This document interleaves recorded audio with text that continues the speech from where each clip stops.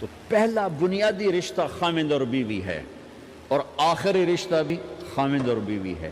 لیکن اس وقت ہمارے معاشرے میں خامند سے زیادہ اس کے ماں باپ حق جتلاتے ہیں، خامند سے زیادہ اس کی بہنیں حق جلاتی ہیں، خامند سے زیادہ اس کے رشتہ دار حق جتلاتے ہیں، اور جھوٹی سچی شکایتیں لگا کر بیوی سے متنفر کرتے ہیں، اور کہیں بیوی کو خامند سے متنفر کرتے ہیں، آپس میں لڑائی لڑا کے پھر خوش ہوتے ہیں۔ میرے نبی سے پوچھا جائے یا رسول اللہ آپ کو سب سے زیادہ کس سے پیار ہے؟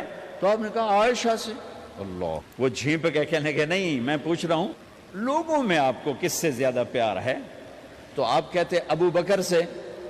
تو آپ نے پھر کہا ابوہا، مجھے عائشہ کے باپ سے زیادہ پیار ہے۔ پھر پہلے عائشہ کا، تو پھر کہتے ابو بکر۔ تو آپ نے کہا نہیں، ابوہا، مجھے عائشہ کے باپ سے سب سے زیادہ پیار ہے۔ یہ آپ کو میسج دیا ہے کہ گھر کی زندگی کیسے ہوتی ہے، کوئی عشق نہیں چڑھا ہوا تھا، میسج دینا۔ ام عائشہ چھوٹی عمر کی تھیں، ان کو آٹا گوندھ کے دیتے تھے، آٹا گوندھ کے دیتے تھے، پھر جب ان کو آٹا گوندھنا آ گیا پھر چھوڑ دیا، پھر ان کو سامنے بٹھا کر لقمے بنا کے کھلاتے تھے۔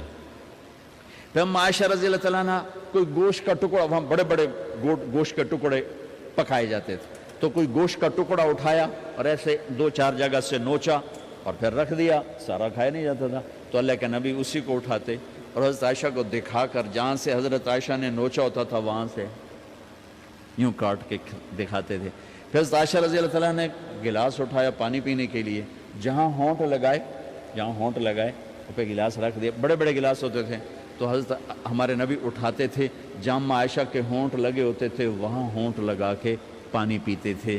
یہ آپ کو سکھانے کے لیے ہے، اپنے گھر والوں کے ساتھ بیٹھ کے کھانا کھاتے۔